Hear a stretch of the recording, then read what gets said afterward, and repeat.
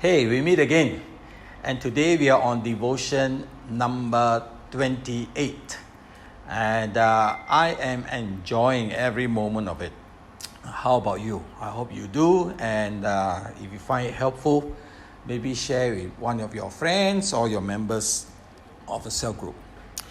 And as I said yesterday, I want to start on this series called The Fruit of the Spirit, and the first fruit is the fruit love.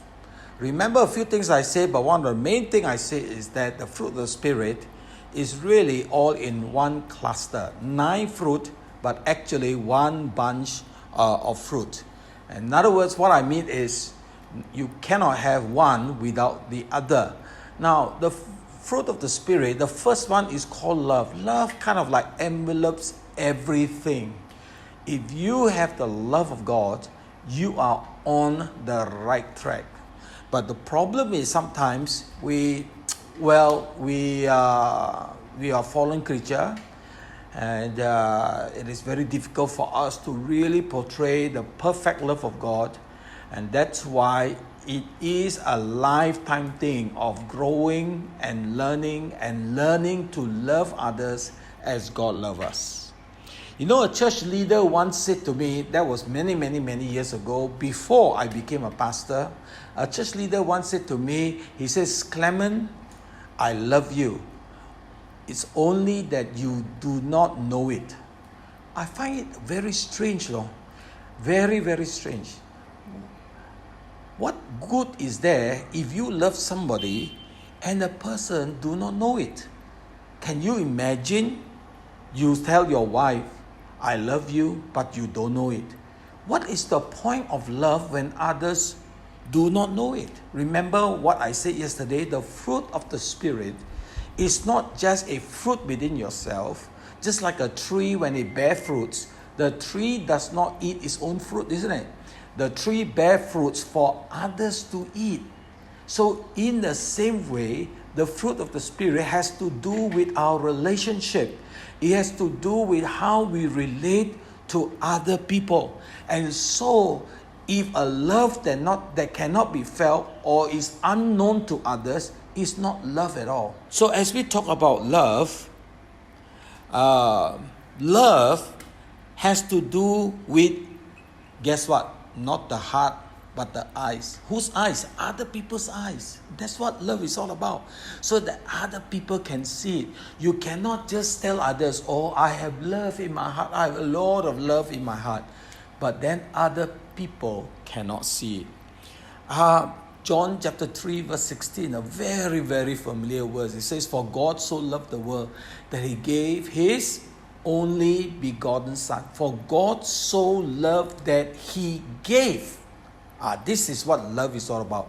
For God so loved the world that He gave His only begotten Son, that whoever believes in Him should not perish, but have everlasting life. And in Romans chapter 5, verse 6 to 8 says, "For when we were still without strength, in due time Christ died for the ungodly. For scarcely for a righteous man will one die, yet perhaps for a good man someone would even dare to die. But God demonstrates His own love towards us, in that while we are still sinners, Christ died for us." You know, the scriptures say you rarely die for a wicked person, right? You're willing. I think most of us are willing to die for people, someone we love, especially your wife or your husband or your children. I think you should turn around to your wife and say, "I'm willing to die for you." Make it a lovey-dovey homestay lah. Since you are locked down, make full use of it. Tell your kids also, "I'm willing to die for you." But I'm not sure whether your spouse will say the same thing for you, and your kids will say the same thing or not. But love is always expressed out. So God so loved us that He was willing not only to die for good people. Rarely a man would die for a wicked person, but Jesus Christ died for us. He demonstrated His love to us while we are still sinners and at enmity with Him. He died for us. Well, that's because God is love. Love is God's nature, and God doesn't change. Love adds real meaning to our life, isn't it? That's why He created us as living beings with the ability to love and to receive love. Can you imagine a world without love? Can you imagine growing up without love? It would be so boring. So love is so important because it's God's nature. God created us in His image. So all of us have a need to be loved. And there is also a greater need, which is your need to love others. If you cannot love others, you are really in great need. You are in one, and you are in a dire situation for help. Some say in life it's about give and take, but one who loves gives more than he takes. Some people only know how to take, but do not know how to give. I got just a few thoughts. I just number them so that you help us understand. Firstly, love is expressed by what you do. Every day, what you do is an expression of your love. The things you do for your family, the things you do for your kids, is an expression of your love. The things you do for your old folks, what you do is seen by others. Secondly, love is expressed by what you do for the poor and underprivileged. We are living in a difficult time now, and then this really reveals that in our city, in your city, there are people who are living at a very scarce food. Some don't even have food to eat. Maybe it's time for us to share our love and to show our love by reaching out to the poor and the underprivileged. I ask you something. Are you doing anything? You may not have to care for somebody literally. Maybe you could think about giving something. When this whole thing is done and over, think about giving something to the poor and to the underprivileged. After all, this is a very biblical thing to do. Love is expressed by how you spend your money. Oh, Pastor, how you relate to that? But you think again. How you spend your money actually shows whether you have love or not. Do you spend your money only for yourself?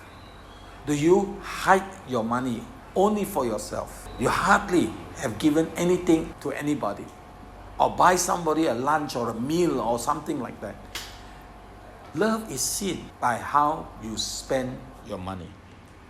Fourthly, love is expressed by the use of words from your mouth.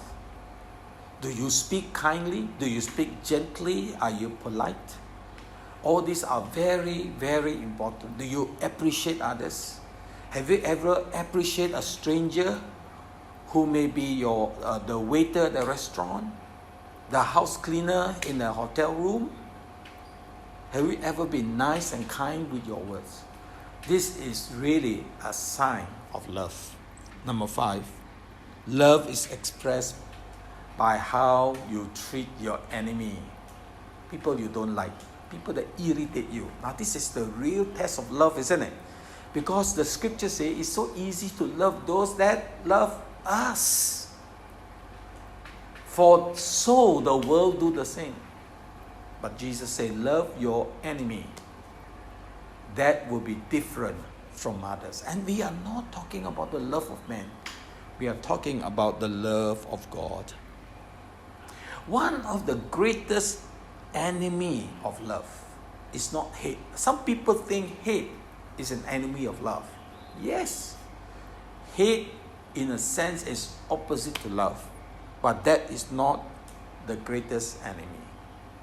The enemy of love is very subtle, and let me just tell you what it is. Some people don't even realize that they have it. But the real enemy of love is motive. Will you repeat after me? Motive. Especially wrong and bad motive.